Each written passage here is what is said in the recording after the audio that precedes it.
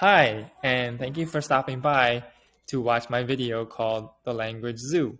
Today is the official launch day, August 11th, 2023. If you haven't had a chance to look at the first video called The Language Zoo Introduction, I recommend you at least to watch video number 1 and video number 2 before completing this. But the purpose of sharing my language history with you is to show you just what an integral and essential part language learning has been for most of my life. And so I thought by sharing the details of what languages I've studied and all that information, I thought that might help you see a bigger picture of why I decided to create this YouTube channel called The Language Zoo. So in brief, here is a history of my language journey, which began with me moving to the United States from Korea when I was about 6 years old to currently, which means that my language journey has not ended because I am currently still learning languages in 2023. After I moved from Korea to the United States, I learned English as a second language. Then in third grade, I had the fortune of having a teacher who was fluent in French, and she wanted us to put on a play, a rendition of the Three Bears. I was Father Bear, and we learned a little French in that class. But it wasn't until seventh grade that I actually started learning language formally after English.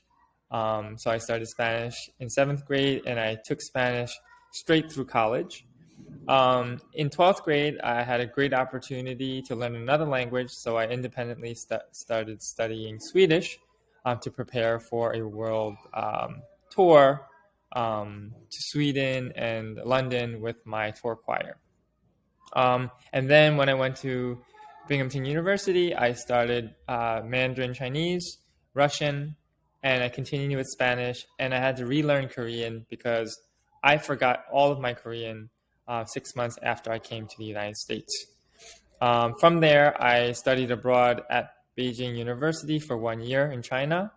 And then while I was in China, I met a lot of international students, and I really got interested in learning Japanese. So I started learning Japanese while I was in China. Then I got a master's degree in teaching English to speakers of other languages. Then I got a job as a history teacher, teaching English language learners. And then I got a bilingual certification in Mandarin a few years later.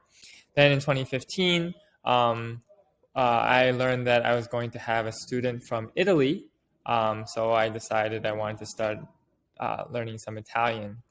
And then in 2020, I had a student that came from Mozambique.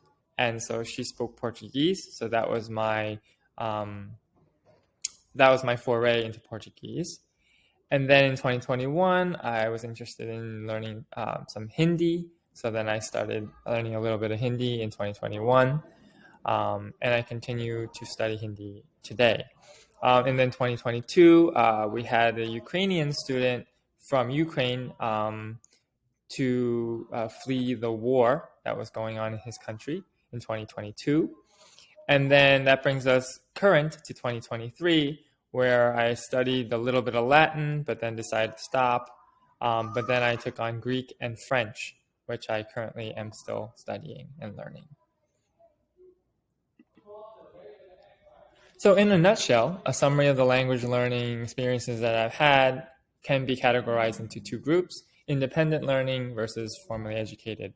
So I was very fortunate to have a formal education in Spanish, Mandarin, Russian, Korean, and of course English. But as you can see, I have more languages in the independently learning column because there just isn't enough time for me to go to a formal setting to learn the languages.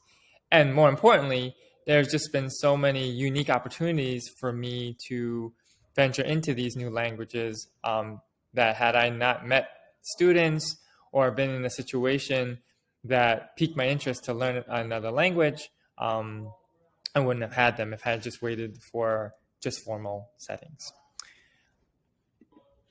So lastly, to recap, a summary of relevant experiences. I immigrated to the United States, learned English at age 6. I also did some ESL private tutoring. Like I mentioned, I have a master's in teaching English to speakers of the other languages. I'm a high school teacher of English language learner for going on 13 years now. I have bilingual certification in Mandarin Chinese. I have about 20 plus years of formal and informal language learning experience. And the number of languages I studied and am still studying is currently at 12. So one of my greatest ambitions is to be a polyglot and then a hyper polyglot. And so by creating this YouTube channel and by me really thinking deeply at what I believe are best practices for learning and acquiring another language, I think it's very important that I also undergo that same process. And so that's why there's a lot of languages here that I don't speak well, and I admit that I'm learning those languages. But at the same time, I want to apply those recommendations and those strategies that I have been tweaking and iterating for years to hopefully support some of you in your language learning journeys as well. So that concludes a very brief history of my own language learning journey. And I look forward to seeing where I go from here. Because for me, I think languages are just absolutely fascinating and just such an important part of being human that I foresee other languages down the line. But in the meantime, I am going to maintain, develop, and become fluent or proficient in the languages that I'm currently working on at the moment. So thank you very much for tuning in to this segment, and I look forward to sharing more with you very soon. Thank you very much. Have a great one. Bye.